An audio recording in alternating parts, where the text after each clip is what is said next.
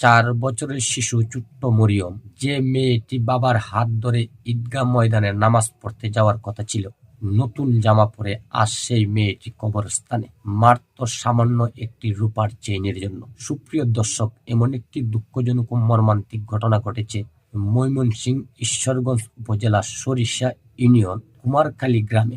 গত বৃহস্পতিবার দিন বেলা 1টার দিকে বাড়ি থেকে নিখোঁজ হয়ে যায় সেই ছোট্ট মেয়েটি। তার বাবা মা, আত্মীয় স্বজন, পাড়া প্রতিবেশী এদিক ওদিক খোঁজাখুঁজি করতে শুরু করেন। হঠাৎ করে সন্ধ্যার পরে তাদেরই বাড়ির পাশে পাক করার মাটির চুলার ভিতরে তার মৃতদেহটি পাওয়া যায়। পুলিশ প্রশাসনকে খবর দিলে পুলিশ প্রশাসন ঘটনাস্থলে এসে সেই ছোট্ট 4 বছরের শিশু মরিয়মের মৃতদেহটি উদ্ধার করেন। প্রাথমিকভাবে ধারণা করছেন তার গলায় যে রূপার চেইন ছিল, সেই চেইনটি ছিনতাইকারী তার গলা থেকে নেওয়ার সময় মেয়েটি চিৎকার করলে তার চিৎকার বন্ধ করতে তাকে শ্বাসরোধ করে হত্যা করে। সেই হত্যাকে আড়াল করতে তাদেরই বাড়ির পাশে মাটির চুলার ভিতরে তার মৃতদেহটি রেখে পালিয়ে যায়। পুলিশ প্রশাসন প্রাথমিকভাবে ধারণা করছেন তাকে শ্বাসরোধ করে হত্যা করা হয়েছে এবং তার গলায় থাকা রূপার চেইনটি নিতে গিয়ে মেয়েটি চিৎকার করলে তাকে শ্বাসরোধ করে হত্যা করা হয়েছে। তো 4 বছরের শিশু মরিয়মের বাবা মিজানুর রহমান বাদী হয়ে থানায় মামলা করেছেন।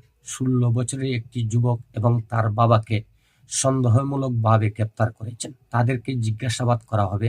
তারা যদি ওই ঘটনার সাথে জড়িত থাকেন তাদেরকে আইনের আওতায় এনে তাদের শাস্তি নিশ্চিত করা হবে।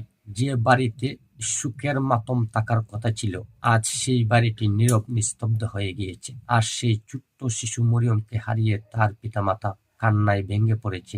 তাই সুপ্রিয় দর্শক, আপনারাই বলবেন আসলে সেই ছোট্ট 4 বছরের শিশু মরিয়মের এমন কি অপরাধ থাকতে পারে যার কারণে তাকে ওইভাবে শ্বাসরোধ করে হত্যা করেছে পাষণ্ডরা। সেই ছোট্ট 4 বছরের শিশু মরিয়মের বাবা মিজানুর রহমান ও মাতা রুমা আক্তার আজ তাদের আদরের সন্তান মরিয়মকে হারিয়ে তারা দিশেহারা। তাদের কান্নায় যেন আকাশ বাতাস ভারী হয়ে যাচ্ছে।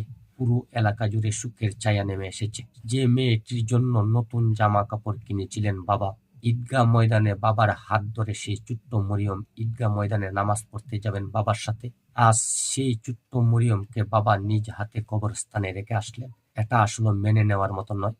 আমার যেমন কষ্ট লেগেছে আপনাদেরও কষ্ট লাগবে। তাই সুপ্রিয় দর্শক, সবশেষে যে কথাটি বলতে চাই, আসলে কোনো কিছু বলার নেই।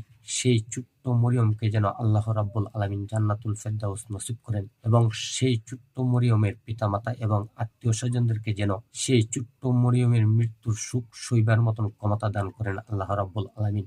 সেই ছোট্ট মরিয়মের হত্যাকাণ্ডের সাথে যারা জড়িত তাদেরকে যেন দ্রুত আইনের আওতায় এনে তাদের শাস্তি নিশ্চিত করা হয়। ওই কথাটি বলে আমি আমার ভিডিও থেকে এখানে বিদায় নিচ্ছি। সকলে ভালো থাকবেন, সুস্থ থাকবেন। আসসালামু আলাইকুম।